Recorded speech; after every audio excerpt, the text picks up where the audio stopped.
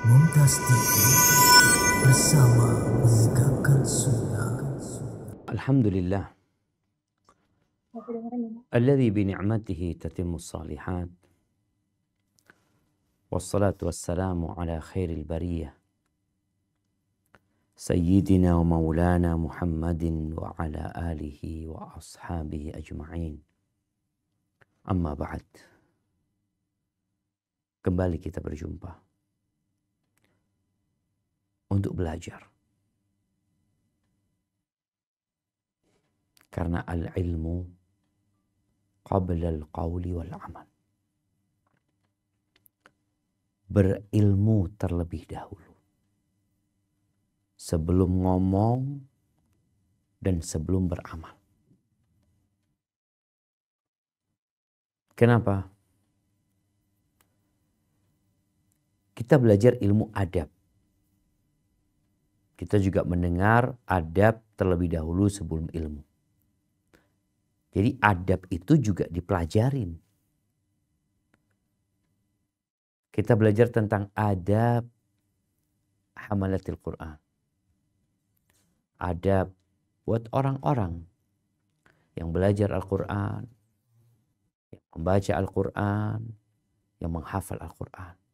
Sejatinya adab ini untuk setiap muslim.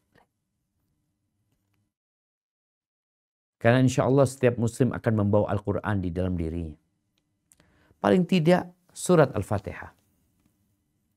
Tambah lagi mungkin ada beberapa surat pendek.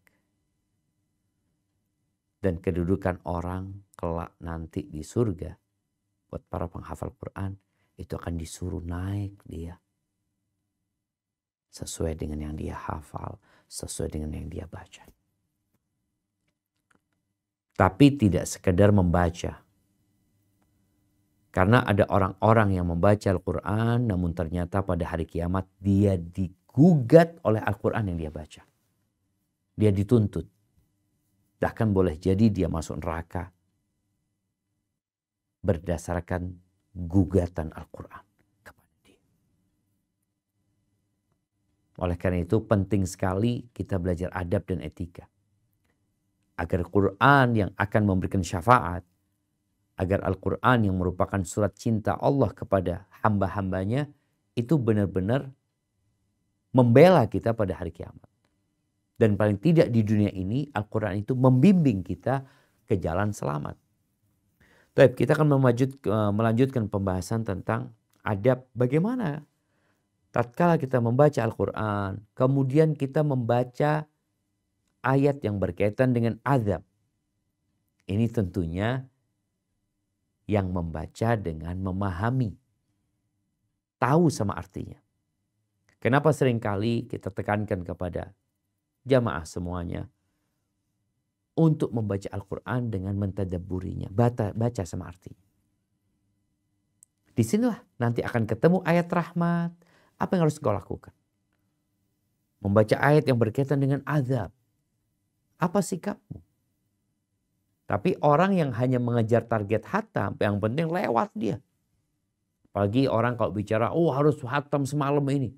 Terus dia garap salah-salah bacanya. Kadang kalau nggak karu-karuan. Di beberapa tempat itu mereka berusaha menghatamkan Al-Quran satu malam pakai corong masjid. Sehingga kita yang di luar masjid dengar. Ada bacaannya yang bagus, ada bacaannya yang belepotan. Salah-salah. Yang tentunya tadi, adab orang baca Al-Quran gak bisa dijalanin di sana. Karena dia hanya mengejar yang penting hatam, yang penting selesai. Bagaimana seharusnya ketika engkau lewat ayat azab? Atau ayat yang menceritakan tentang surga dan keindahannya. Mathalul jannati allati wu'idal muttaqun fiha anhar. Allah sebutkan ya. Bagaimana sifat surga yang janjikan buat orang-orang yang bertakwa. Ada sungai-sungai. Banyak sungainya. Baik, kita akan baca. Tafadhali. Barakallahu fiik.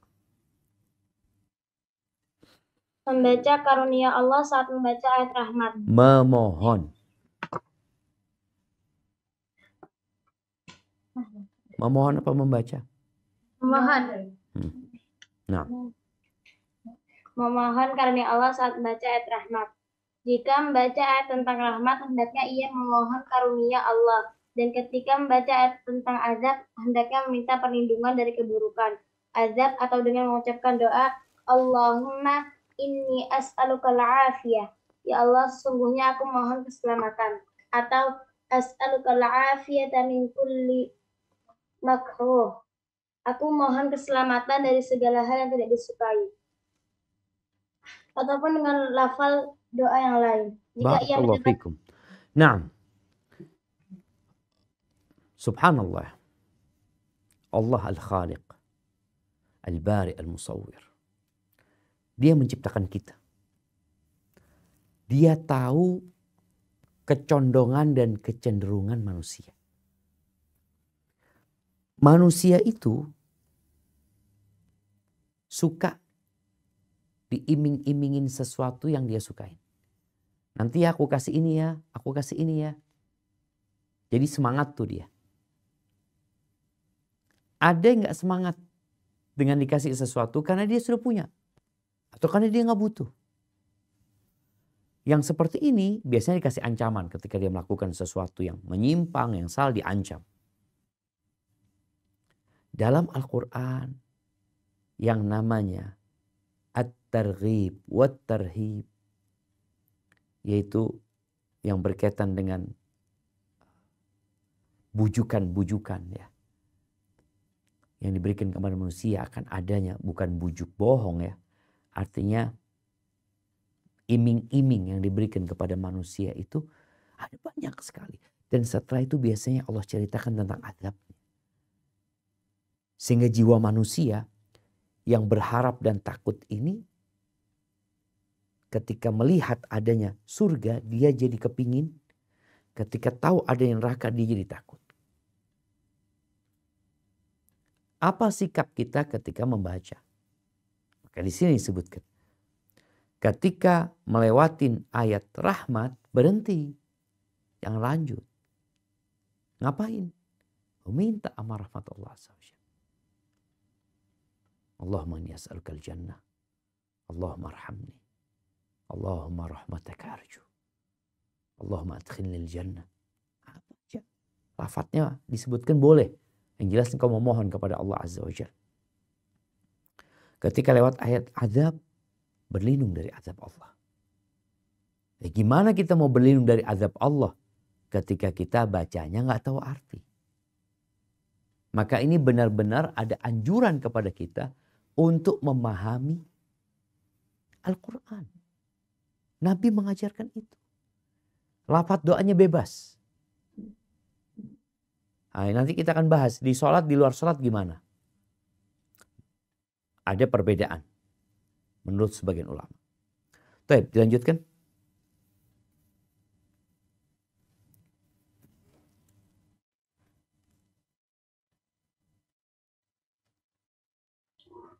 Jika ia mendapati ayat tanzilillah yang mengandung pemahasucian Allah Azza wa Jalla, hendaknya ia memahasucikannya dengan perkataan Subhanahu wa ta'ala, Tabaraka wa ta'ala, atau ucapan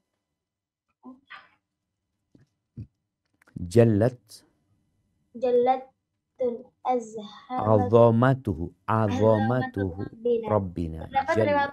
Barakallahu fiik. Sebelum dilanjutkan. Iya. Tadi bicara ketika lewat ayat tentang rahmat, tentang azab, maka sikap kita sesuai. Kalau itu ayat rahmat, kita minta rahmat Allah. Kalau itu ayat azab, kita minta perlindungan dari azab Allah Subhanahu wa ta'ala.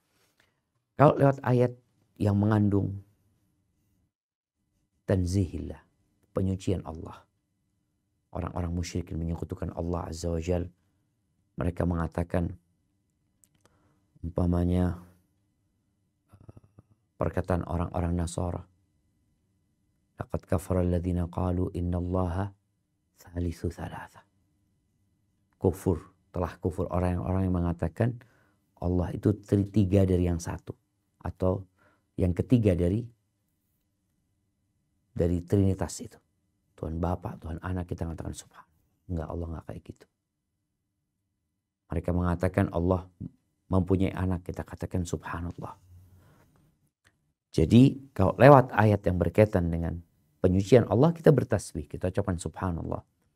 Kita sampai firman Allah, sabbih isma rabbikal a'la, kita ucapkan subhanallah. Subhana rabbiyal a'la. Tentunya kembali kepada masalah membaca Al-Quran dengan tartil, dengan perlahan, dengan menghayati, mentadabburi, maka bisa kita lakukan ini. Tapi biasanya anak-anak nih yang di tempat tahfidz kan, yang dia cari adalah hafal. Makanya ketika dia cuma hafal, ya boleh jadi dia hafal. Tapi dia tidak pernah minta rahmat Allah. Dia tidak pernah berlindung dari azab Allah Azza wa Jalla. Dia tidak pernah bertasbih menyucikan Allah Azza wa Jalla. Yang penting dia hafal. Maka ada mungkin waktu setoran yang memang dia harus lanjut ya. Tapi ada waktu ketika engkau membaca, ketika engkau sedang sholat, kenapa harus terburu-buru? Engkau dikejar oleh siapa? Bukankah seharusnya engkau mengharap rahmat Allah? Dan itu yang kita cari dalam kehidupan ini. Bukankah kita takut dengan bala, dengan musibah, dengan petaka, dengan hal-hal yang menyakitkan hati? Kenapa kita tidak berlindung? Ketika engkau one day one juz, tiap hari 1 juz, ada banyak doa yang akan kau baca. Karena engkau akan lewat tuh ayat adab, ayat rahmat, ayat tasbih terus. Dan kau berhenti untuk memuji Allah, berhenti untuk memohon kepada Allah, berhenti untuk berlindung dari azab Allah SWT. Apa dalilnya? Ini penting. Dalil. Karena bentar lagi kita akan sampaikan berkaitan dengan sholat. Nah, silahkan dibaca.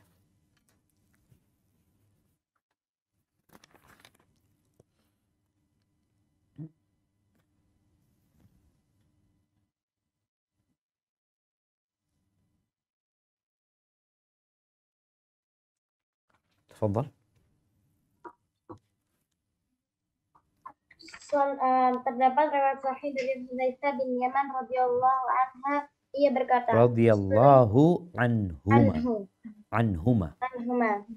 Shallaitu ma'an Nabi sallallahu alaihi wasallam ذات ليلة فافتتح البقرة فقلت يركع عند 100 ثم مضى فقلت يصلي بها في ركعة فمضى فقلت يركع بها ثم افتتح النساء فقرأها ثم افتتح آل عمران فقرأها يقرأ مترسلا إذا مر بآية فيها تسبيح سبح وإذا مر بآية سؤال سأل وإذا مر بتعوذ تعوذ. Pada suatu malam aku sholat bersama Nabi Sallallahu Alaihi Wasallam. Pada saat itu beliau memulai dengan bacaan surah Al-Baqarah. Aku berpikiran beliau akan rukuk pada ayat ke-100. Ketika ayat ke-100 telah lewat, dalam hatiku katakan, beliau akan baca surah Al-Baqarah untuk 1 rakaat. Waktu berlalu, aku pun menerka beliau akan rukuk. Beliau pun memulai surah An-Nisa, dilanjutkan Ali Imran. Beliau membaca perlahan-perlahan. Jika membaca ayat tasbih, beliau bertasbih. Jika membaca ayat permohonan, beliau memohon. Dan jika melewati ayat perlindungan, beliau pun berdoa memohon perlindungan. Beristi'adzah. Hadis riwayat Muslim dalam sahihnya.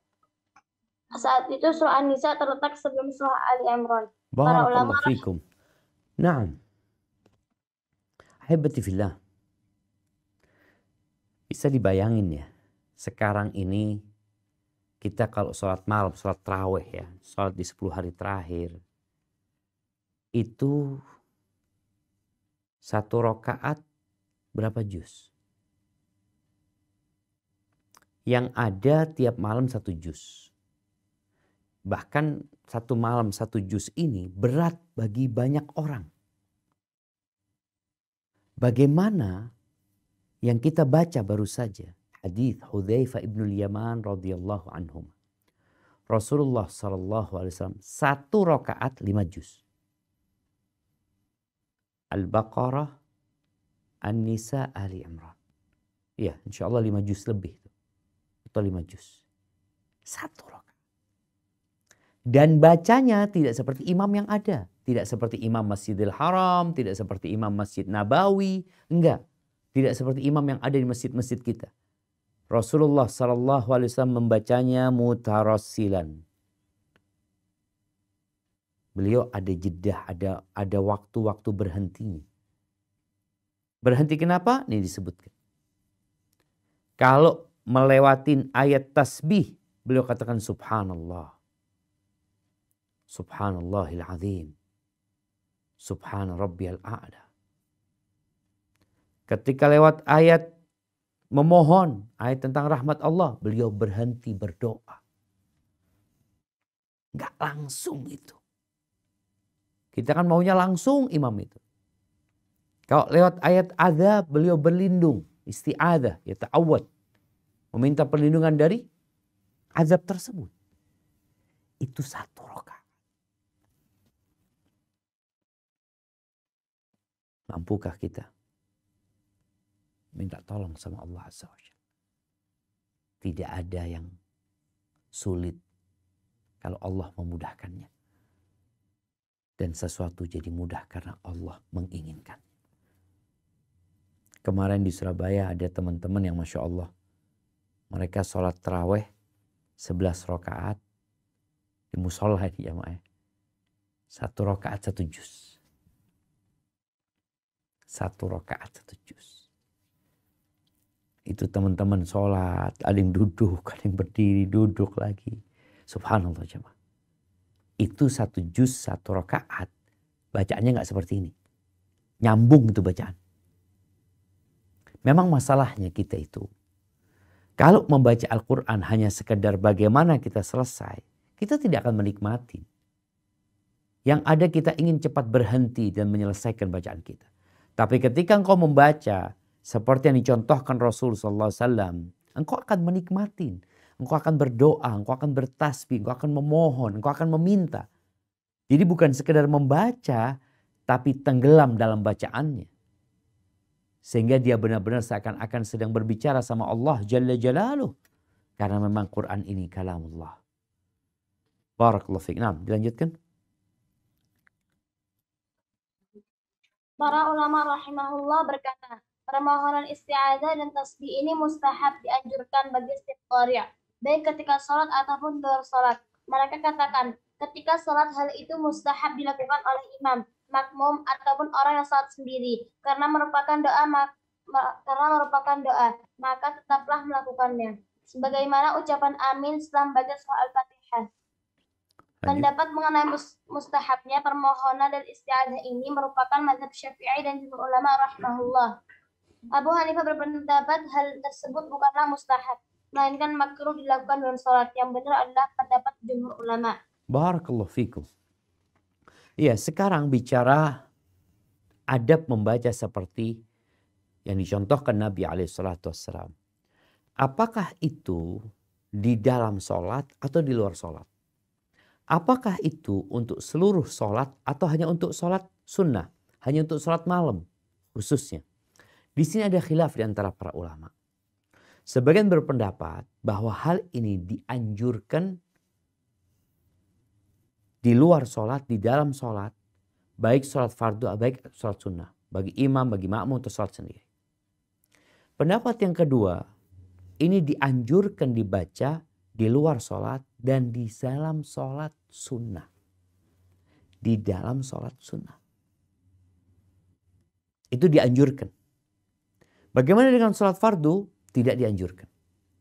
Ini pendapat yang kedua. Tapi boleh. Ketika imam baca sabbihisma rabbikal a'la, makmum mengatakan subhana rabbiyal a'la.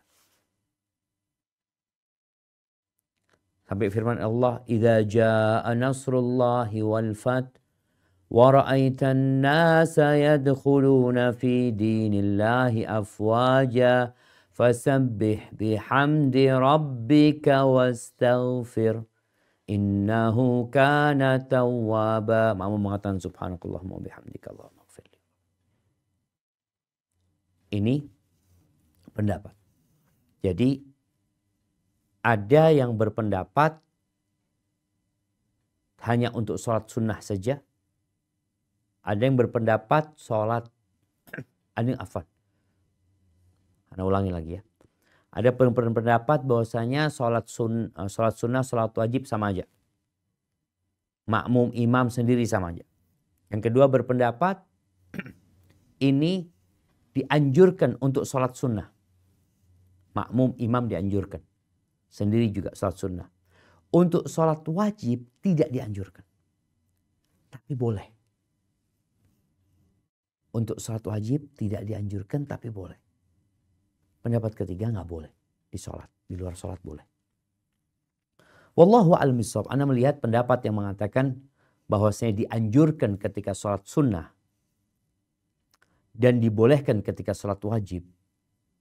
Ini pendapat yang insya Allah lebih kuat. Karena Nabi SAW, beliau sholat bersama para sahabatnya sehari 3 kali yang jahar bacaannya. Sholat maghrib, sholat isya, sholat subuh. Tapi nggak ada riwayat yang menyebutkan Nabi SAW berhenti ketika lewat ayat tasbih, ketika lewat ayat azab, ayat rahmat. Nggak ada. Riwayat itu nggak ada diriwayatkan. Kita nggak tahu. Syekh Utsaimin mengatakan belum ditemukan riwayat itu. Padahal Nabi tiap hari. Yang ada berkaitan dengan Nabi sholat malam. Seperti hadis Hudzaifah bin Yaman yang tadi kita baca. Tapi ada hadis yang mengatakan bahwa sholat ini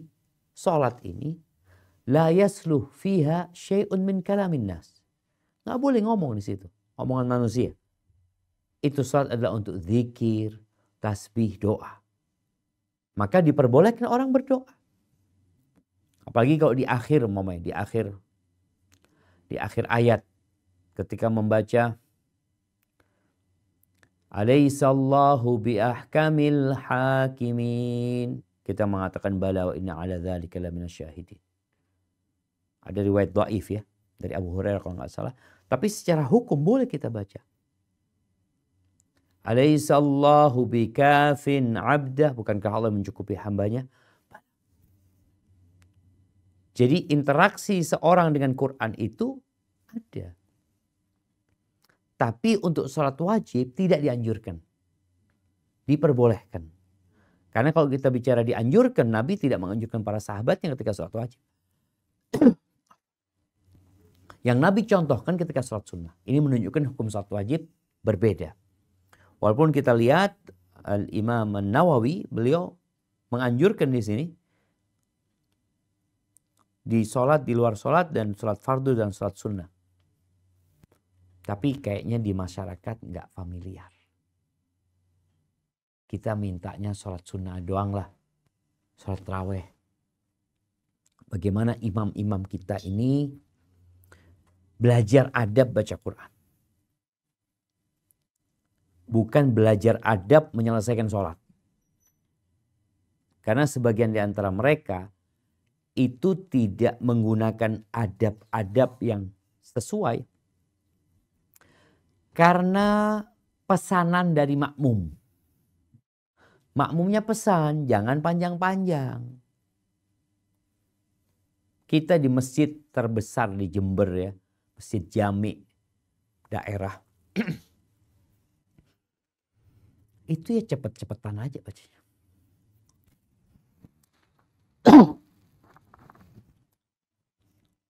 Yang penting selesai. Loh kemana adab? Oh, jangan Masjid Jami di kampungnya Ustaz. Di Masjidil Haram dan Masjid Nabawi. Sama juga sih. Bacanya nggak ada berhenti. Maka di sini bagaimana sikap makmum? Sebagian ulama mengatakan, ya nggak apa-apa engkau minta tetap. Membaca ayat azab umpamanya tentang wailu yawma idzil lil mukatsibin. Atau baca ayat azab ini wasiqal ladzina kafaru ila jahannam zumara hatta idza ja'uha futihat abwaaba. Baca itu. Imamnya bacakan langsung.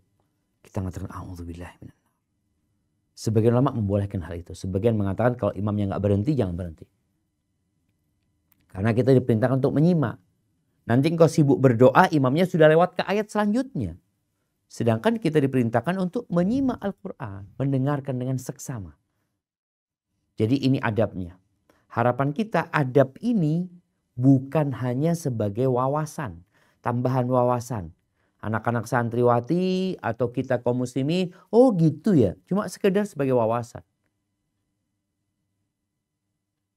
Ilmu itu untuk diamalkan. Paling tidak engkau amalkan buat dirimu sendiri. Baca Quran lewat ayat adab. Kalau di sholat juga engkau sholat sendiri, sholat sunnah, silahkan. Barakallahu fiik. Nah, kita lanjutkan tentang bagaimana perintah menghormati Al-Quran. Tafadhal. Menghormati Al-Quran termasuk perkara yang perlu diperhatikan dan sangat ditekankan adalah penghormatan terhadap Al-Quran, yaitu dengan menghindari perkara yang sering disepelekan oleh sebagian orang yang lalai dan para qari yang membaca Al-Quran secara bersama-sama. Barakallahu fikum. Subhanallah jamaah. Ini adab juga menghormati Al-Quran ya. Di mana sebagian orang itu ya meremehkan Al-Quran ketika dia baca sendiri, baca bareng-bareng. Kadang-kadang di sebagian tempat itu yang pada ketawa-ketawa ya. Kalau kita bicara baca bareng-bareng itu kadang-kadang ada majelis semaan ya. Mamanya tadarus, yang satu baca, yang lainnya ngobrol. Yang ada nanti kalau sudah sampai waktunya dia cari sampai mana tadi. Atau sibuk ngopi. Kalau sekarang mungkin sibuk pegang handphonenya. Ini biasanya yang baca bersama. Baca sendiri kan fokus biasanya dia. Tapi ketika baca bersama tadarus itu biasanya satu membaca, yang lain menyimak. Kondisi yang menyimak ini kadang-kala nggak menghormatin tuh orang yang sedang baca Quran. Dia sedang sibuk dengan sesuatu urusan dunia kadang-kala. Yang menyebabkan dia tidak menghormati Al-Quran. Dan ini musyahad. Kita lihat. Nah, silakan dibaca. Di antara penghormatan terhadap Al-Quran yaitu menghindari tertawa, bersorak-sorai, dan berbincang-bincang di sela-sela qiraah kecuali perkataan yang sangat mendesak sebagai praktek dari firman Allah Ta'ala.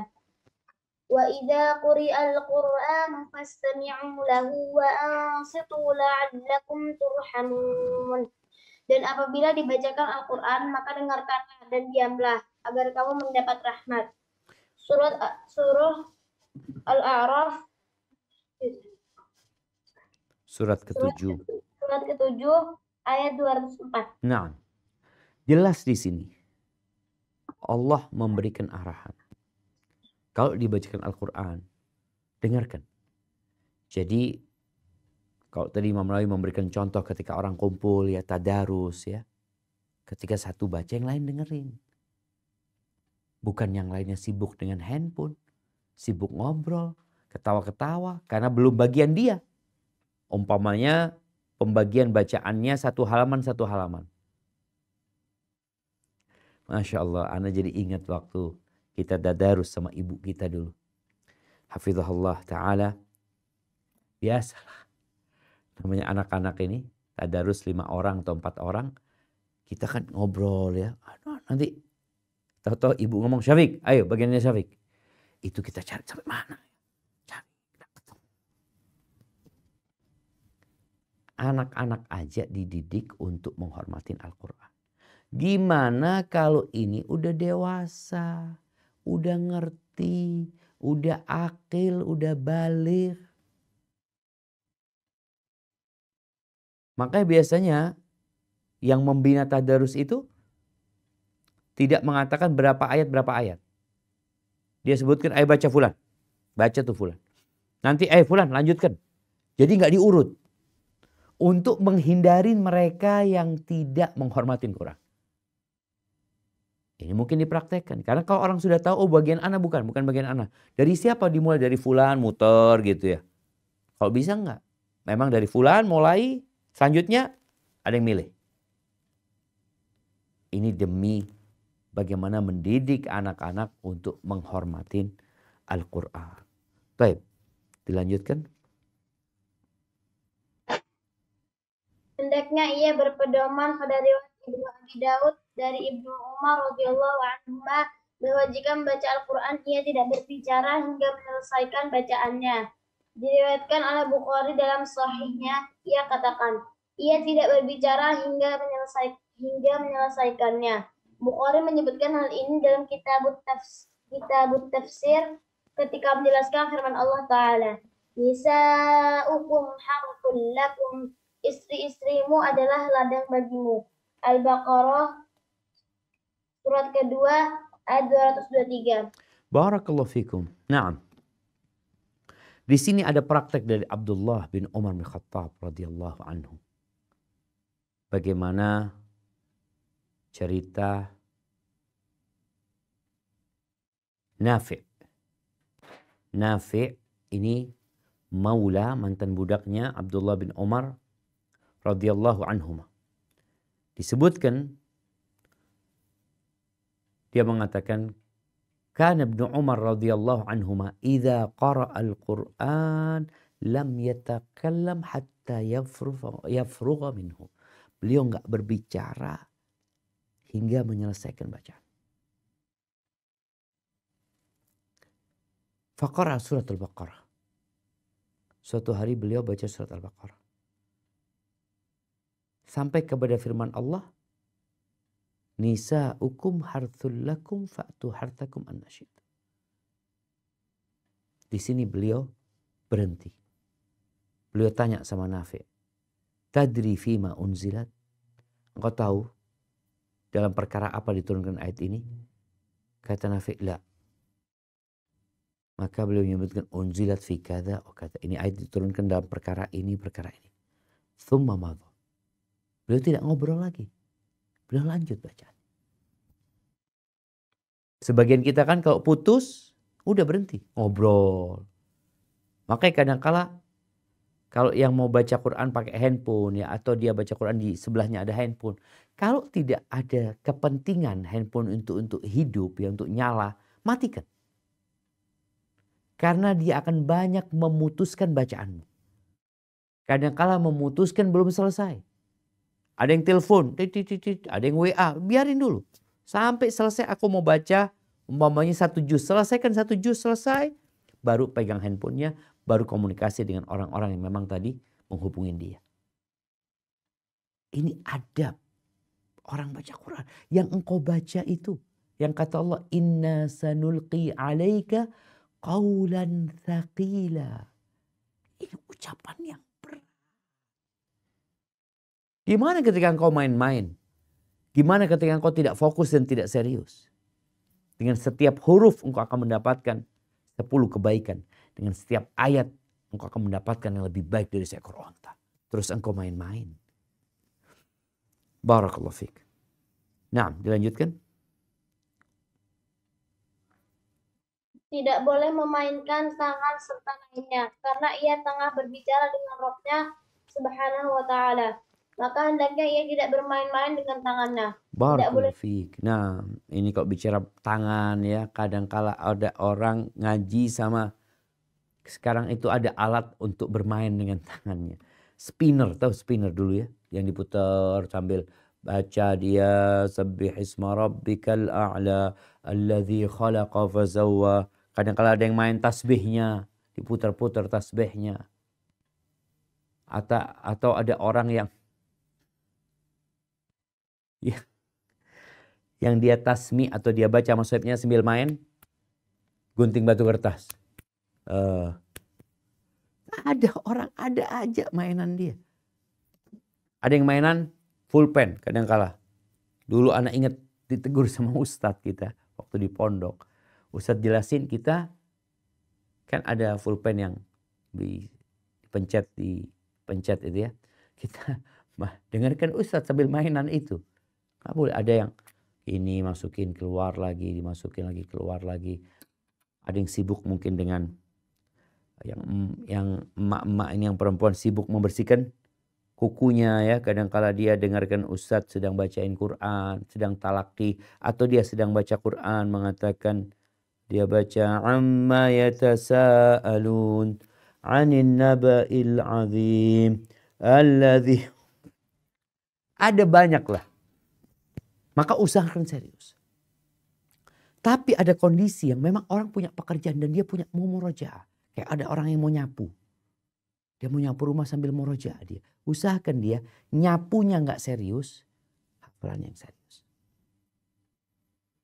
Adabnya serius. Jadi adab itu kalau bisa memang duduk, tapi kalau nggak bisa karena ada kegiatan silahkan melakukan kegiatan itu. Tapi tentunya tadi akan kehilangan beberapa konsentrasi nantinya. Tapi usahakan kerjaannya nggak serius, yang diseriuskan adalah membaca dan menghafalnya. Nah, dilanjutkan. Tidak boleh juga memandang hal-hal yang dapat mengalihkan perhatian dan konsentrasi.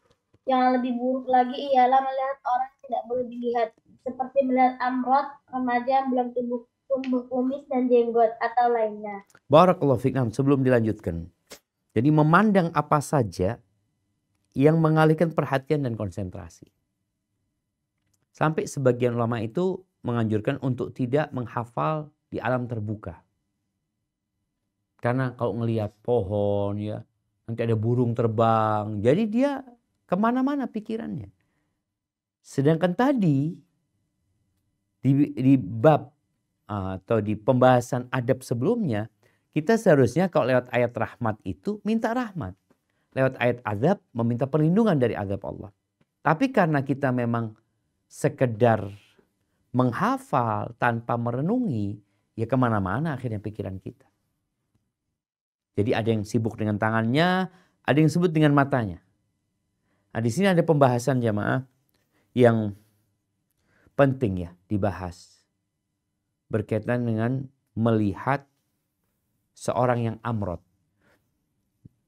Ini biasanya di pesantren. Beberapa waktu lalu atau beberapa hari ini, ana membaca dalam tanda kutip seorang guru ngaji melakukan pelecehan seksual kepada anak-anak didiknya, laki-laki. Guru ngaji. Kenapa? Ini adab. Sebagian jadi guru nggak belajar adab. Yang penting dia bisa baca Quran, yang penting bacaannya bagus, jadi guru. Padahal guru udah itu haruslah seorang yang memang tahu adab. Seorang pengasuh, seorang pembina, seorang pembimbing. Bukan sekedar seorang yang mentransfer ilmu. Enggak. Dia mendidik. Dan dia tahu gitu loh. Sebelum dia memperbaiki orang lain, maka dia perbaiki dirinya. Paling tidak tuh tahu adab. Bagaimana di sini disebutkan yang lebih buruk dari itu, lebih buruk lagi ialah melihat orang yang tidak boleh dilihat. Seperti melihat amrod. Kenapa nggak disebutkan melihat akhwat di sini?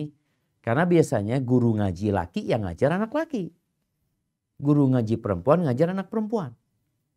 Maka pembahasan Imam Nawawi berkaitan dengan amrod. Karena biasanya anak-anak tuh ada yang lucu-lucu anak-anak itu. Ana masih ingat ketika Ana di pesantren. Ya namanya anak pesantren baru masuk ya. Kita belum balik, kita masih SD. Lulus SD ya. Ana benar-benar sakit hati dulu. Pernah ada kejadian yang menyakitkan hati. Ketika lagi di ruang makan. Ada kakak perempuan salah seorang santri senior. Datang nganterkan makanan buat adiknya dia. Ketika dia ngelihat Ana. Dia tanya sama adiknya. Fulan kata dia. Siapa Fulan ini kata dia. Kok cantik kata dia. Wah Ana sakit hati dibilang cantik. Tapi ternyata setelah Ana baca, Ana bahas. Memang ada anak-anak kecil itu yang menarik. Laki dia. Menarik. Bahkan disebutkan sebagian ada yang lebih cantik daripada perempuan. Allah kasih wajah yang imut. Allah kasih wajah yang menyenangkan itu ya. Itu anak. Maka di sini dibahas nih. Imam Nawawi membahas. Karena ternyata kejadian pelecehan seksual itu bukan hanya ada di masa sekarang. Seorang guru ngaji yang na'udzubillah. Dia melecehkan anak didiknya. Itu ada. Coba kita lanjutkan pembahasannya.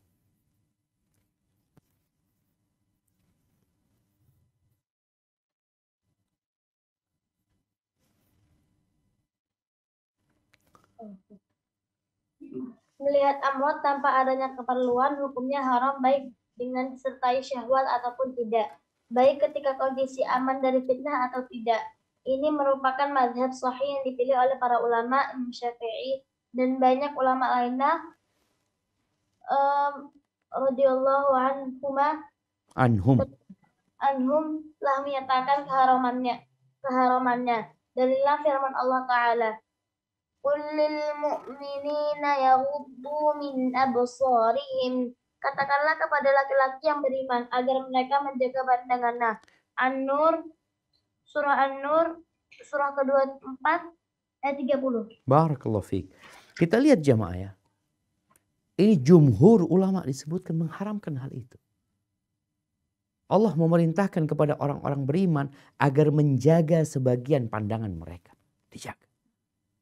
Oh, ini kan amrod sama-sama laki. Iya. Ini madhab yang sahih disebutkan. Engkau memandang kalau ada perlunya. Bukan untuk dinikmatin wajah. Enggak, anak enggak ada syahwat. Enggak ada urusan syahwat, enggak syahwat. Setan itu enggak pernah tidur siang. Dan semua musibah itu dimulai dari mata. Turun ke hati. Seorang yang mencuri motor. Dari mana dimulai? Dari mata. Ada motor. Seorang yang berzina. Dimulai dari mana? Dari mata. Makanya subhanallah, orang yang buta itu Allah ambil nikmat dari dia, nikmat melihat ya.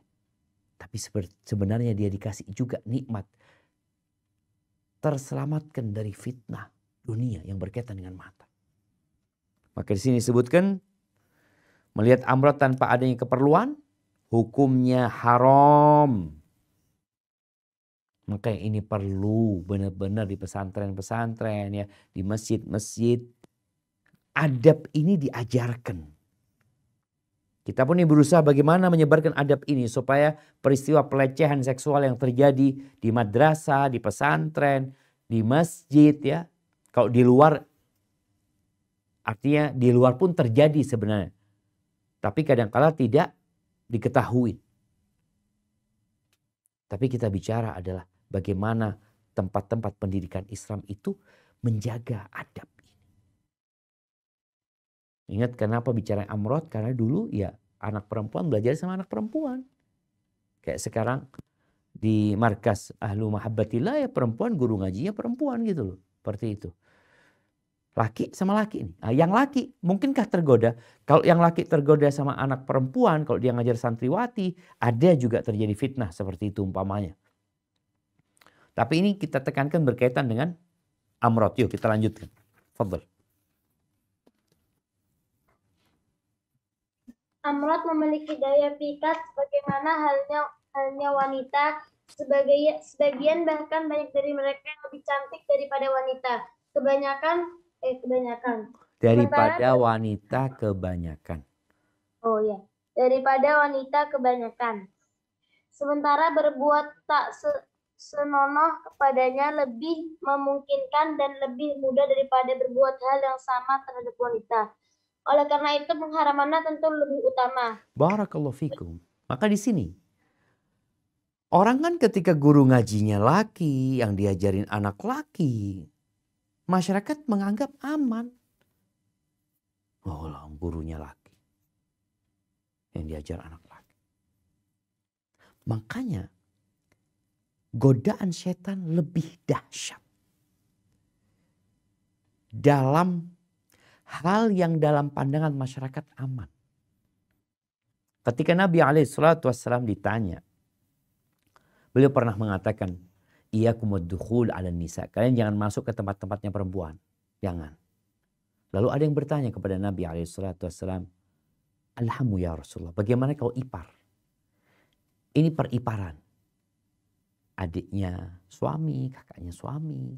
Boleh nggak masuk ke rumahnya suami yang ada perempuan-perempuan di sana, mamanya ada istrinya kakaknya. Alhamu al-maut. Alhamu al-maut. Ipar itu kematian. Kenapa? Karena orang merasa aman. Loh ini kan iparnya, ini kakak iparnya, ini adik iparnya, ini keponakannya, keponakan suaminya, ini paman suaminya. Maut. Makanya disebutkan bahwasanya pengharaman melihat kepada Amr itu lebih bahaya lagi.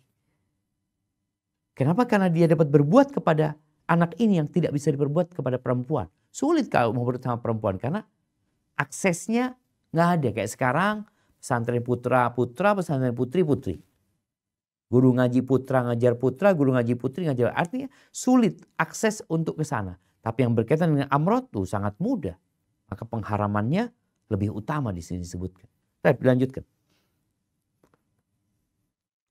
Banyak perkataan para salaf mengenai ketidaksukaan mereka terhadap orang-orang yang tidak menjaga pandangannya.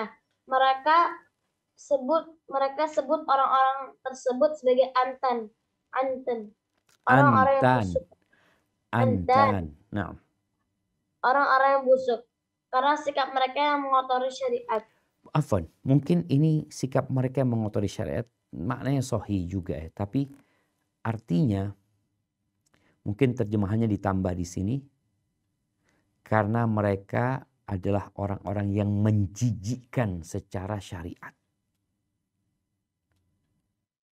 Karena mereka adalah orang-orang yang menjijikkan secara syariat. Nah, ini di antara ucapan para salafus saleh ya. Di sini disebutkan ma'ana bi akhwaf 'ala syabin nasik min sabu'in dar. Minal ghulamil amrat yaq'ud ilaihi. Dia mengatakan aku lebih takut anak muda. Dia mengatakan aku kalau melihat anak muda itu menghadapi binatang buas, aku nggak terlalu takut gitu. Yang lebih aku takuti buat pemuda ini daripada binatang buas adalah tuh anak yang amrot. Jadi kalau binatang buas dia akan hadapin tuh. Mungkin dia akan terluka. Tapi kalau kena anak amrot, boleh jadi dia terfitnah. Kemudian na'udzubillah.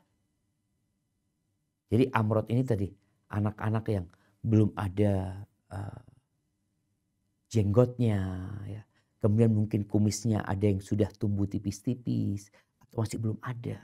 Makanya ada kadangkala guru-guru ngaji yang seneng banget ya. Ahlan, siapa namanya sih? Hati-hati. Ketika engkau seorang yang mengajarkan Al-Quran, takutlah engkau kepada Allah. Makanya para ulama menyebutkan haram. Bahkan dikisahkan bahwa Sufyan ats-Tsauri itu pernah masuk sauna. Sauna dulu mungkin modelnya ya seperti sauna basah ya. Seperti kolam, orang berendam di situ dengan adanya uap ya. Tahu-tahu ketika dia duduk di sana, berendam di sauna, masuk sauna ini, masuk anak amrot jemaah. Tampan, bagus wajahnya. Apa katanya? Sufyan, akhrijuhu anni, keluarkan dia dari sini. Keluarkan dia dari sini. Dia mengatakan fa inni ara, aku melihat kata dia. Dengan setiap perempuan itu ada satu syaitan. Ma'akuli amrat sab'ata asyara syaitan. Tapi sama anak amrat boleh jadi ada 17 syaitan. Sampai seperti itu jemaah. Jadi ini perkara yang perlu jadi bahan renungan untuk setiap yang memiliki lembaga pendidikan.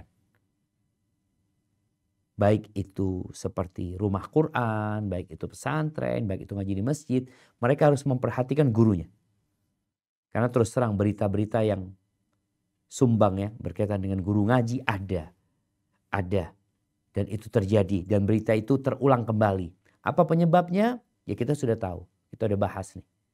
Bahwasanya ternyata anak amrot itu dapat memikat gurunya. Sang guru diperintahkan untuk menundukkan pandangannya. Sampai ada cerita seorang guru ini, dia ngajar kelas putra sama putri, anak-anak. Dia ini kalau sama anak perempuan agak sinis ya.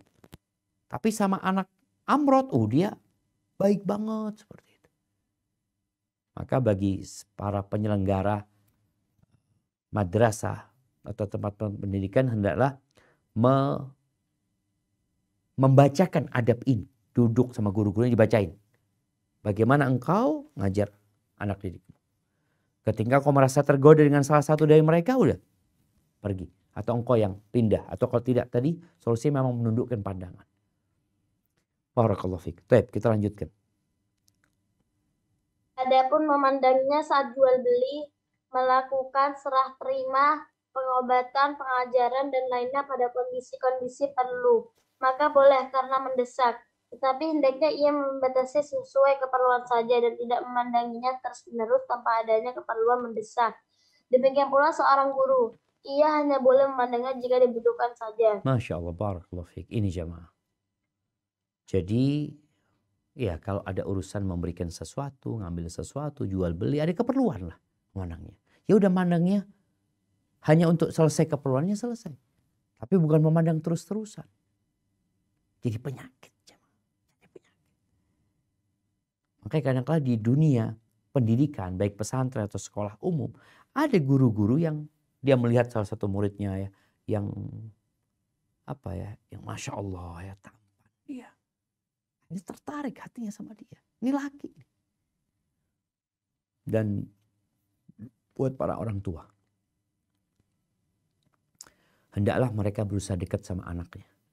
Sang ayah dekat sama anak lakinya, dekat sama anak perempuannya ya. Dan menunjukkan suasana yang harmonis dalam rumah. Karena ada anak-anak laki-laki yang melihat sosok ayahnya kejam. Ayahnya zalim. Sehingga dia kehilangan ya gambaran ayah yang sebenarnya. Ketika ada laki-laki yang peduli sama dia, yang sayang sama dia, boleh jadi dia akhirnya tertarik sama laki-laki ini. Dan terjadilah LGBT. Perempuan juga seperti itu. Kadang-kadang ada perempuan yang benci sama bapaknya yang zalim. Yang suka menyakiti ibunya. Memaki ibunya. Segala hal ya. Dia lihat KDRT. Sehingga dia gak suka sama bapaknya. Dia melihat sosok ibunya. Ibunya adalah ibu lagi. Ibu. Ketika ada perempuan yang mendekatin dia. Yang memberikan kasih sayang kepada dia. Dia lebih tertarik sama perempuan itu. Dia gak tertarik sama laki-laki. Ini pelajaran buat para orang tua. Dan anak-anak juga hendaklah berhati-hati. Ketika dia di tempat sekolah, umpamanya ada guru mungkin kalau dia ada guru yang mendekati dia atau ada kawan yang mendekati dia yang tidak wajar, maka hendaklah menghindar. Hendaklah menghindar. Kenapa? Karena setan itu tidak pernah tidur siang. Artinya bukan berarti engkau di pesantren setan gak ada. Bukan berarti engkau di rumah Quran, setannya keluar dari sana. Mereka ada terus. Barakallahu fiik. Kita dilanjutkan.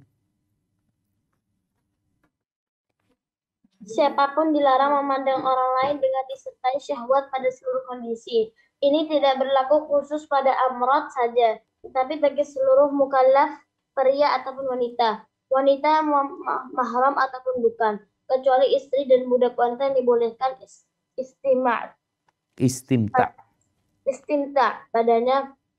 padanya. Sampai-sampai para ulama berkata, diharamkan memandang mahramnya disertai syahwat seperti ibu dan anak perempuannya. Wallahu a'lam.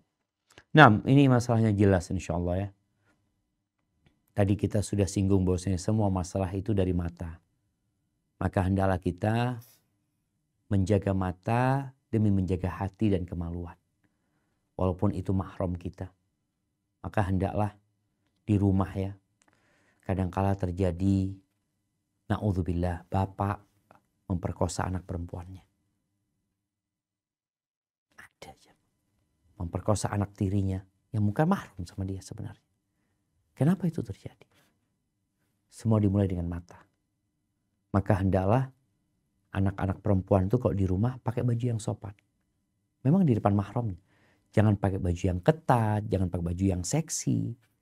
Kenapa? Karena walaupun mahramnya ini mahram gak boleh nikah sama dia, tapi dia juga laki-laki. Yang setan pun gak berhenti godain dia. Maka hendaklah yang laki-laki menundukkan pandangan, tidak memandang dengan syahwat. Yang perempuan di dalam rumah anak-anak ini pakai baju yang sopan.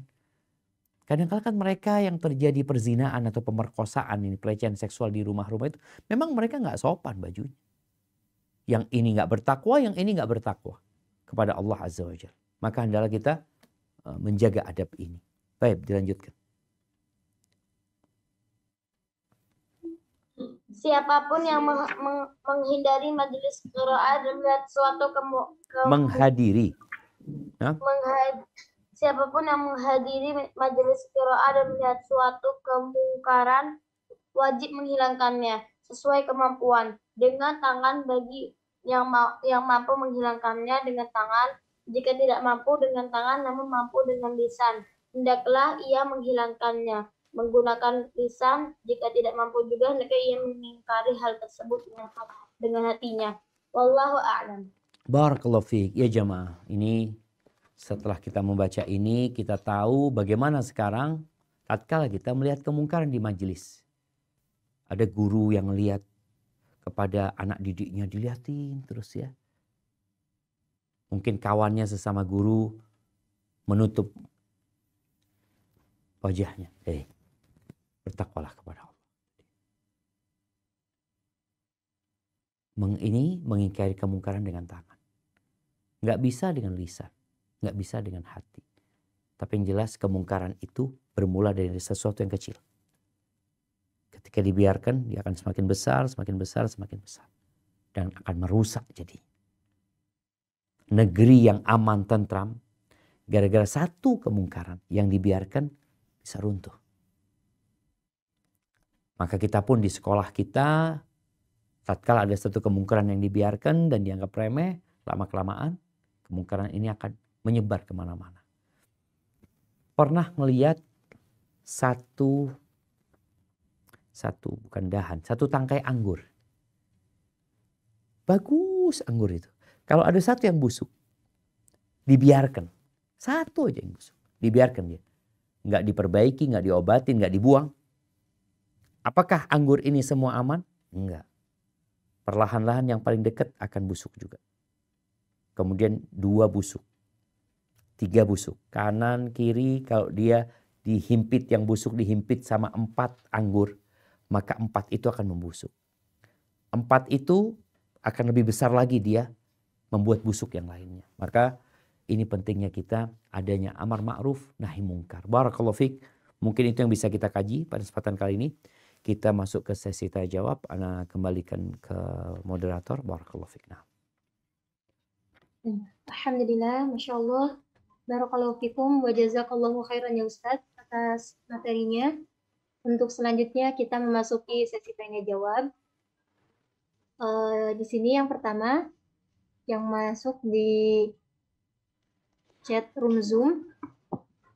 Assalamualaikum. Semoga Allah selalu memberkahi dan merahmati para ulama, ustadz, tim yang bertugas, dan kaum muslimin dimanapun kami berada.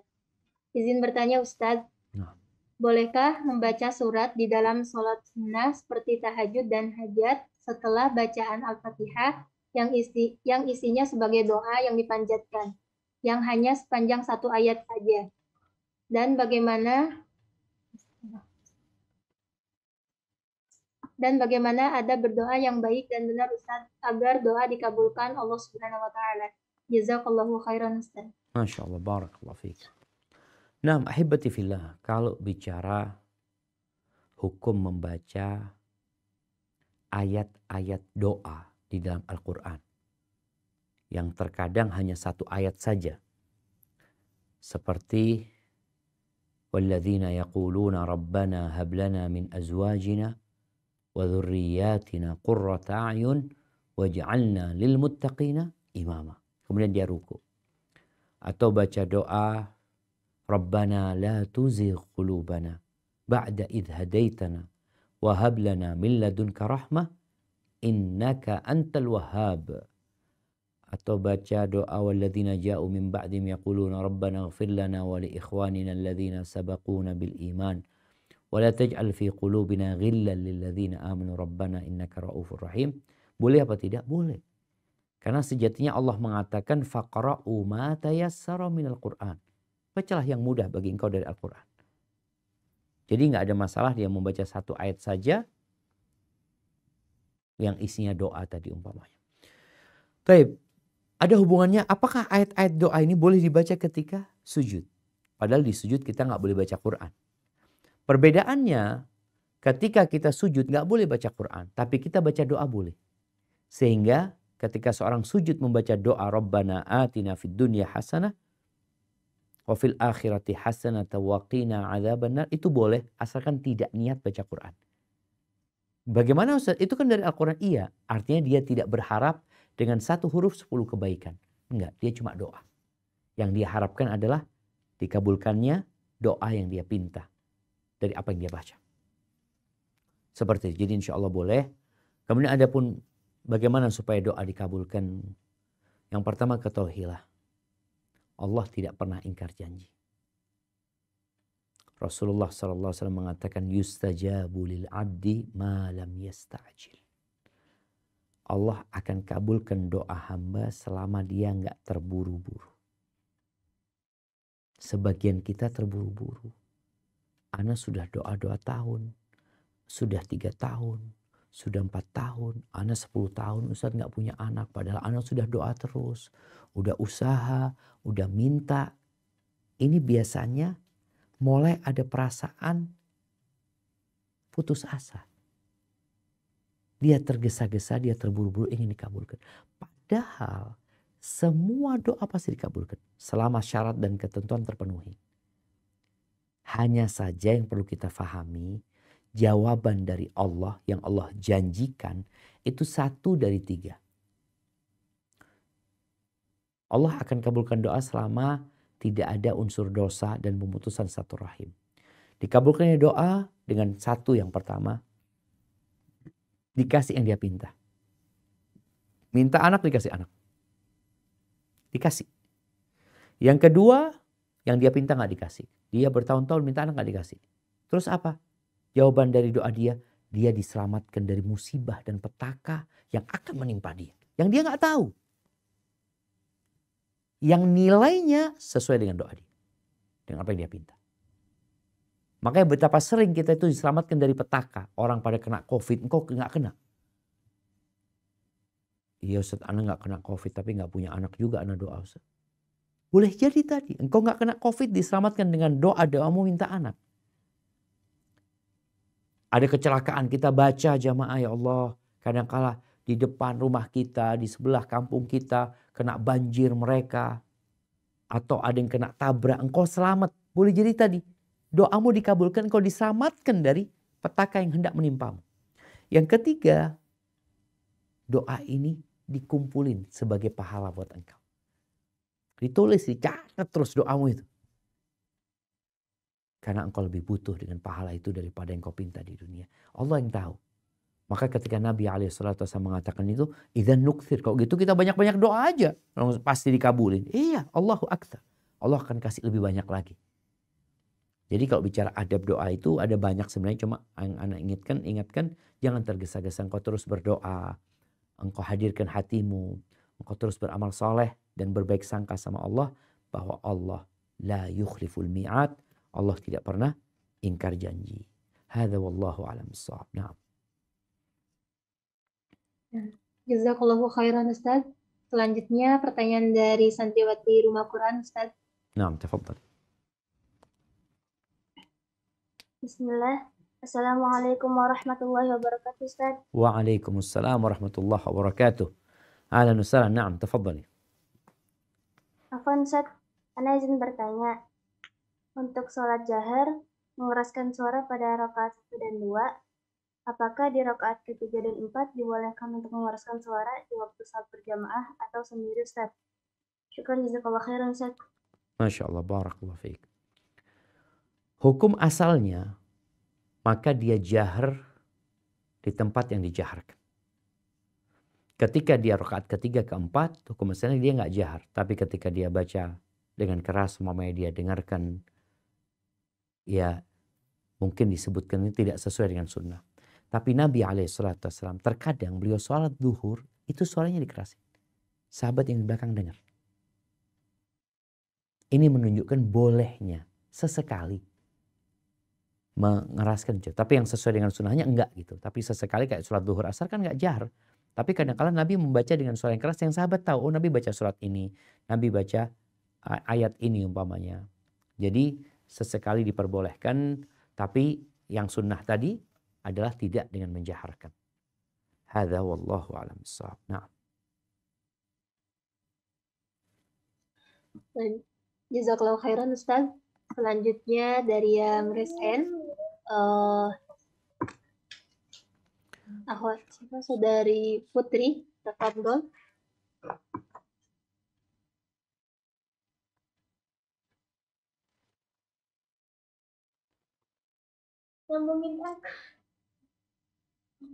Assalamualaikum warahmatullahi wabarakatuh. Waalaikumsalam warahmatullahi wabarakatuh. Ya Ustadz, saya mau tanya. Nah, ini kan saya punya anak yang alhamdulillah sudah balik. Dan kemudian itu anak saya tinggalnya itu qadarullah dengan kakeknya. Terus anak saya itu dekat dengan ipar saya waktu dari umur 1 tahun Ustadz. Nah sekarang ketika sudah balik, ayahnya itu melihat ipar saya itu gandeng tangan keponakan saya. Ipar saya itu menggandeng anak saya. Keponakan dia berarti kan? Iya. Laki jadi perempuan ini? Yang ipar saya itu laki-laki Ustaz. Anak ibu perempuan? Oke. Iya, anak-anak perempuan. Nah terus kebetulan ini suami anak itu, ini suami yang yang kedua gitu Ustaz, qadarullah. Iya. Itu.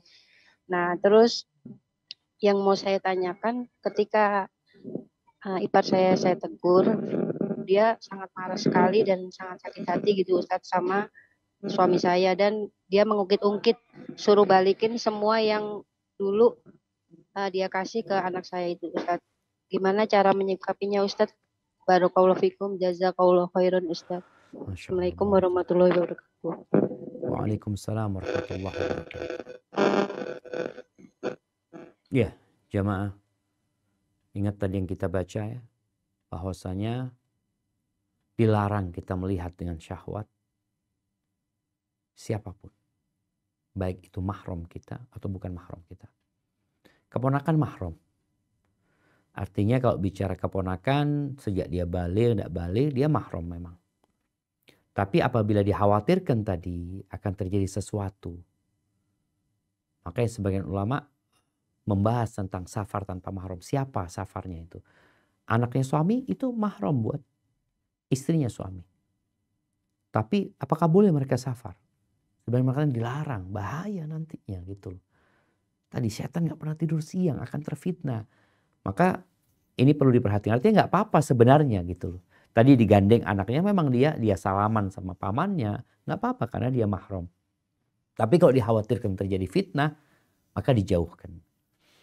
Apa sikapnya sekarang? Ya perlu ngobrol dengan pamannya yang merupakan saudara suami ya. Duduk sama dia, kenapa dia melakukan itu ya. Sampaikan, dikhawatirkan.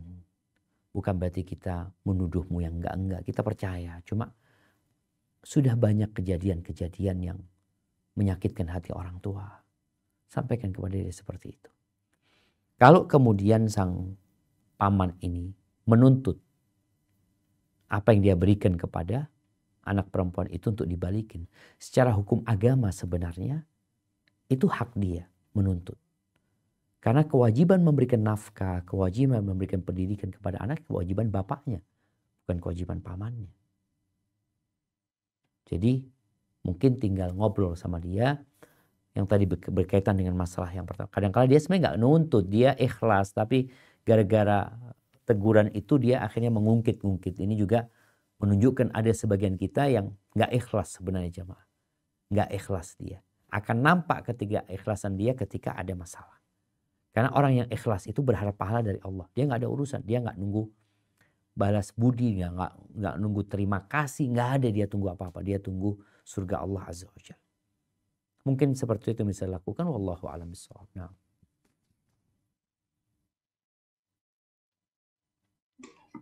Jazakallahu khairan Ustaz. Selanjutnya masih dari santriwati Rumah Quran Ustaz. Tafadhali, barakallahu fiik. Naam. Assalamualaikum Ustadz, izin bertanya. Waalaikumsalam warahmatullahi wabarakatuh. Ahlan wa sahlan. Naam. Tafadhali Khawla. Hukum baca Shadaqallahul Azim itu apa Ustadz? Barakallahu fiik.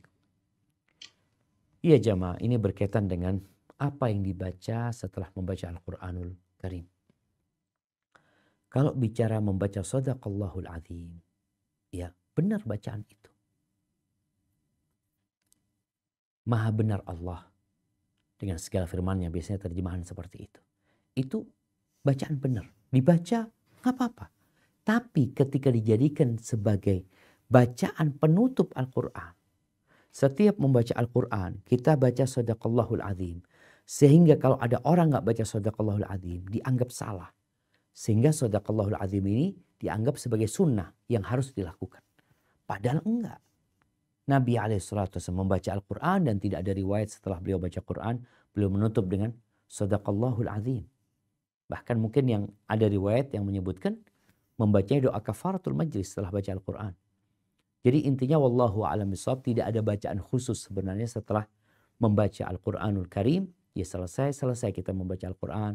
Mau berdoa ya bebas orang berdoa. Mau mengatakan Shadaqallahul Azim karena memang dia benar-benar Allah benar yang Allah firmankan ini ya.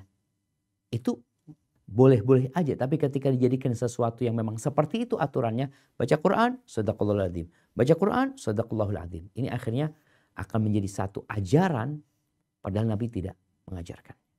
Hadza wallahu a'lam bishawab.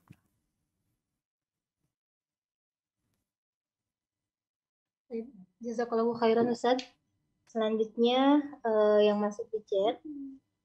Bismillah, semoga Allah Ta'ala memberkahi dan merahmati Ustadz dan kaum muslimin lainnya. Afwan izin bertanya Ustadz. Ya. Insya Allah saya berniat mengajarkan bibi dan ibu saya mengenal huruf-huruf Al-Quran. Tapi saya masih kurang dalam makhraj huruf-huruf. Apakah boleh Ustadz? Atau mengajarkan sholat terlebih dahulu karena paman dan bibi saya tidak pernah sholat. Jazakallahu khairan Ustadz. Allahu Akbar. Naam ahibati fillah. Ya kalau bicara mau mengajarkan sesuatu ini kita apresiasi ya seorang keponakan yang punya paman dan bibi mungkin atau paman dan istrinya yang belum sholat, belum bisa baca Quran. Apa yang harus dia ajarkan pertama? Kalau apa yang harus di awal diajarkan ya sholat sebenarnya. Sholat yang perlu diajarkan kepada dia. Bicara nanti kalau dia belum bisa baca Quran ya dia baca wirid ya, baca subhanallah, alhamdulillah, wa la ilaha illallah, Allahu akbar, atau baca Allah, Allahumma arhamni, waghfirli, Allahumma gfirli warhamni, Allahumma gfirli, Allahumma gfirli, nanti untuk doa dia. Tapi yang perlu engkau ajarkan kepada paman dan bibimu yang pertama adalah Al-Fatihah nantinya. Kalau bicara engkau tidak faham makhraj. Kalau bacaanmu benar nggak apa-apa. Karena sejatinya belajar Quran ini bitalaqi. Orang itu ngambil bacaannya dari gurunya. Kadang-kadang dia nggak ngerti dengan sifat-sifat huruf ya. Ini seperti apa, dia nggak paham. Tapi yang jelas dia membaca sama seperti yang dia dengar dari gurunya. Nggak ada masalah engkau ajarkan. Kepada paman bibimu yang paling enggak Al-Fatihah. Adapun kalau mungkin engkau merasa anak kayaknya kurang pede Ustaz, ada yang kurang pas. Nggak ada masalah. Sekarang bagaimana memperdengarkan paman. Sebenarnya ada pembahasan selanjutnya itu. Ya, di Al-Quran ini, di At-Tibyan ini membaca Al-Quran dengan huruf ajam. Kita lihat ya, di beberapa buku itu ada Al-Fatihah di bawahnya ada tulisan Latin. Al-Fatihah ada tulisan Latin di bawahnya. Boleh apa enggak itu insya Allah kita akan bahas pada pertemuan yang akan datang ya. Hukum asalnya nggak boleh sebenarnya. Karena boleh jadi tadi. Nggak sama gitu loh huruf yang di Arab ini dengan yang di Latin nggak ada, nggak sama dalam artian penulisan shad seperti apa, penulisan tha seperti apa, pengucapannya seperti apa. Karena memang ini huruf nggak ada di bahasa Indonesia. Nggak ada. Mamanya walt itu gimana pengucapannya. Maka yang roja itu nggak boleh. Baca Quran lewat huruf Latin itu nggak boleh. Terus gimana? Ya diperdengarkan kepada pamannya. Yuk baca Bismillahirrahmanirrahim. Dengarkan umpamanya Syekh Syekh Khudaifi umpamanya yang bacaannya lambat diperdengarkan, ayo. Insya Allah dalam waktu 1 jam dia bisa hafal Al-Fatihah. Insya Allah. 1 jam gak cukup, 2 jam. Nanti lagi. Tapi gimana udah masuk waktu sholat, ya udah dia baca yang dia hafal. Ketika dia masuk waktu sholat tapi dia belum selesai menghafal Al-Fatihahnya. Semoga Allah memberkahi orang-orang yang terus berusaha menebarkan kebaikan. Barakallahu fiik. Jazakallahu khairan Ustaz. Selanjutnya dari yang raise hand ada Ibu Marwah. Tafadhali.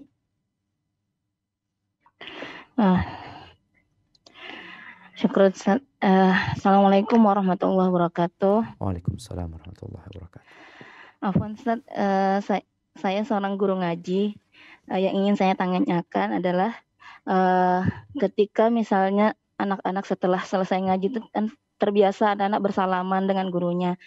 Apakah boleh anak selaku seorang guru ngaji boleh bersalaman dengan anak murid yang laki-laki Ustadz?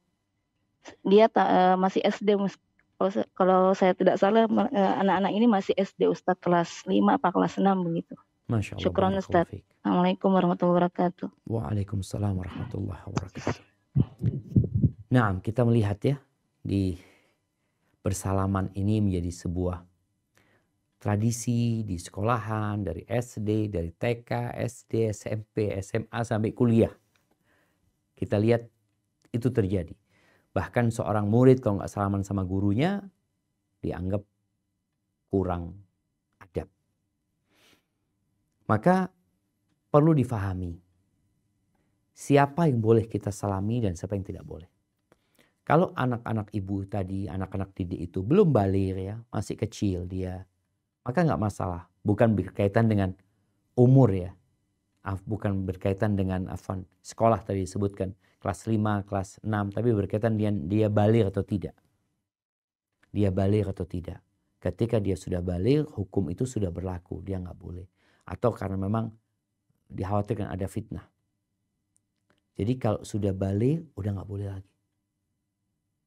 Anak-anak itu bersalaman sama yang bukan mahramnya.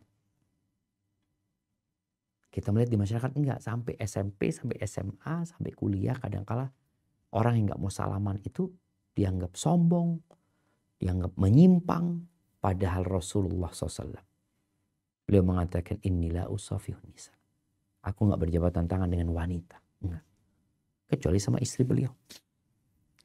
Dengan mahram-mahram beliau sallallahu alaihi wasallam. Jadi seperti itu mungkin mudah-mudahan bisa menjadi perhatian ya. Tapi memahamkan hal ini ke masyarakat butuh waktu. Butuh waktu untuk menguatkan keimanan mereka dulu. Bahwasanya ini ajaran bukan dari luar Islam. Ini ajaran bukan berlebih-lebihan. Ini ajaran ada di dalam kitab-kitab para ulama. Dan dibahas di sana. Kita aja udah bahas barusan yang terjadi banyak di masyarakat. Ternyata banyak orang gak tahu. Udah dibahas sebenarnya. Seperti itu. Barakallahu fiik. Terima kasih atas pertanyaannya. Nah, tafadhali. Selanjutnya yang masuk di chat room Zoom. Bismillah, izin bertanya Ustadz. Saat baca Al-Quran, terkadang anak-anak usia balita yang ingin ikut mengaji tiba-tiba memotong bacaan kita. Apakah kita harus memulai kembali dengan isti'adzah? Begitu pula jika ada tamu yang ucapan salam, apakah kita harus berhenti? Harus berhenti mengaji dan menjawab salam dulu atau teruskan mengaji? Jazakallahu khairan Ustaz. Barakallahu fiik. Nah, ahibati fillah. Ya, seharusnya ketika kita sibuk, kita tidak disibukkan dengan yang lainnya. Tapi umpamanya ada orang, tadi ada anak yang balita yang motong bacaan kita. Apakah kita kalau mau mulai lagi harus isti'adzah? Enggak, bisa dilanjutkan dengan tempat dia berhenti. Tapi kalau jarak potongannya jauh, mungkin kau mulai lagi dengan a'udzubillahi minasyaitonirrajim. Tapi kalau sebentar kadang-kala anak itu datang mau ambil sesuatu dari emaknya terus dia pergi, maka nggak perlu isti'adzah, cukup dengan isti'adzah yang awal. Adapun kalau ada orang yang salam umpamanya, maka kita bisa tunda bacaan salam itu sampai kita menyelesaikan bacaan kita. Sehingga arti yang kita baca tidak berubah. Kita selesaikan baru kita katakan waalaikumsalam warahmatullahi wabarakatuh. Seperti itu. Dan orang itu, jadi nggak harus langsung kita menjawabnya, tapi boleh kita menunda jawaban itu karena kita sedang disibukkan dengan sesuatu.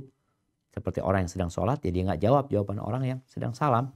Ketika dia baca Quran, dia sibuk dengan kalamullah, dia selesaikan bacaannya sampai ayat tertentu, baru dia jawab. Sehingga dia dapat fadilah membaca Al-Quran dan dapat fadilah menjawab salam.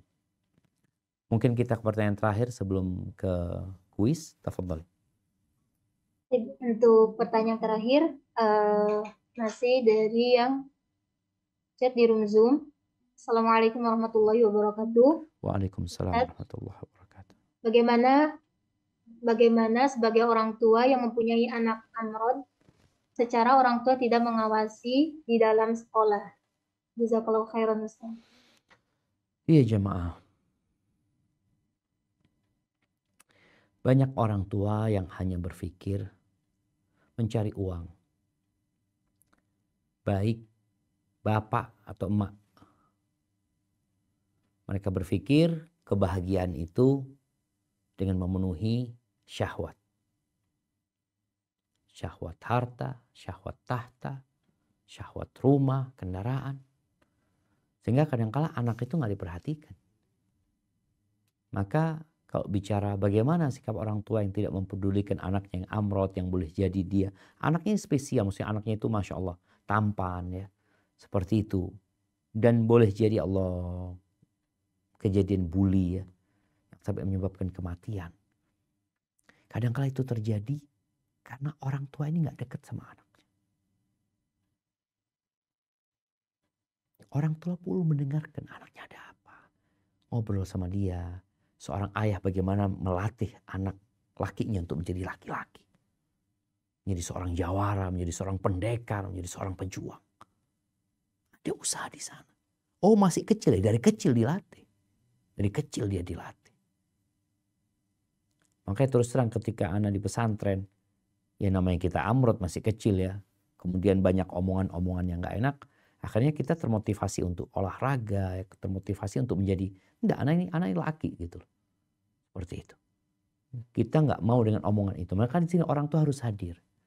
Bapak, ibu atau siapa. Makanya tadi yang melihat kemungkaran paling tidak menyampaikan kepada orang tuanya. Ada orang tua yang nggak peduli ya sudahlah. Kalau orang tua nggak peduli bagaimana kita yang melihat kemungkaran itu merubah kemungkaran tersebut. Hadza wallahu a'lam bishawab. Itu mungkin yang dapat kita kaji pada kesempatan kali ini. Jamaah anak-anak itu titipan ya. Titipan dari Allah Azza wa Jalla sebagai orang tua, dia bakal diminta pertanggungjawaban. Sebagai para pendidik, para pengasuh juga akan diminta pertanggungjawaban. Maka perlu adanya sinergi dan koordinasi antara orang tua dengan pihak sekolahan. Sehingga anak-anak itu tadi tidak mengalami pelecehan seksual di pesantren, tidak mengalami pembulian, dan orang tua ya juga mendapatkan apa yang diharapkan. Yaitu anak-anak yang menjadi anak-anak yang soleh dan soleha. Berkaitan dengan kuis ya. Mungkin mau dimulai atau tafadhal Ustazah. Nah, Ustaz. Ini buat umum dulu atau buat yang santriwati Ustaz? Yang buat santriwati. Nah, pertanyaannya, sebutkan hal-hal yang berkaitan, hal-hal yang terlarang dalam rangka menghormati Al-Quran.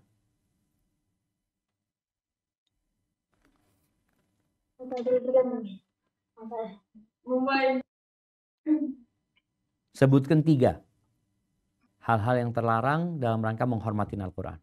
Yang pertama,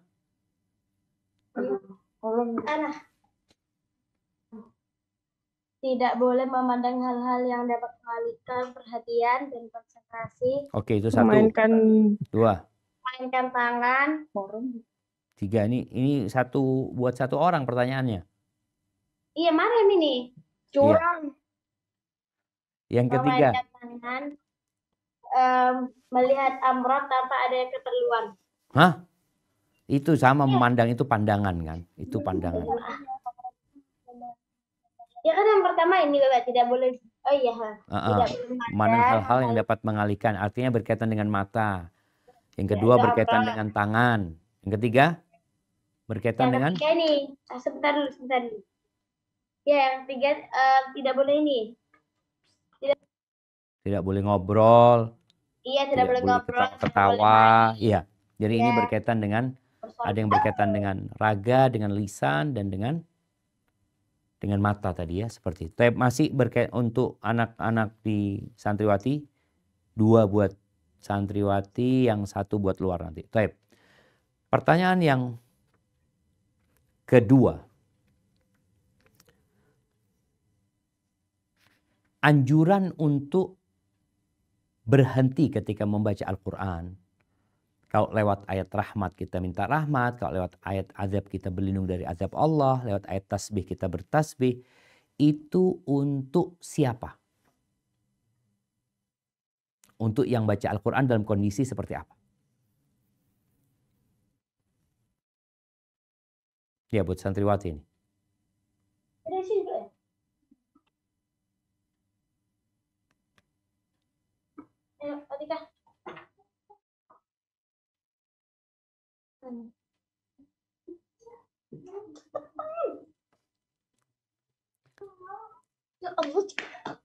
Nah, kalau santriwati nggak jawab, dilempar keluar dulu. Nanti yang ketiga baru ke santriwati lagi. Tafadhali Ustazah. Untuk imam, makmum, dan sholat sendiri. Oh, untuk imam Makmum dan sholat sendiri. Terus kayak yang nggak sholat. tidak boleh. Ya, boleh lah, di luar sholat lebih boleh lagi. Betul tadi sudah, imam, makmum, dan munfarid juga yang membaca di luar sholat ya. Ada khilaf di antara para ulama berkaitan dengan sholat wajib dengan sholat sunnah. Yang lebih utama adalah ketika sholat sunnah, sholat wajib ngikutin imam ya. Baik, pertanyaan keluar. Untuk yang di luar ya, ini berkaitan dengan masalah amrod. Apa artinya amrod? Nah, Ada Ibu Nunung.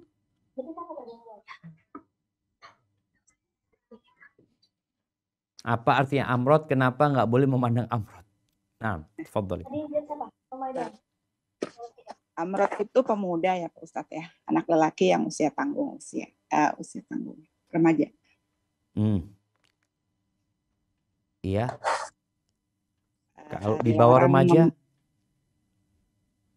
Pemuda yang masih tanggung ya, belum tumbuh jenggot dan kumisnya gitu, seperti itu.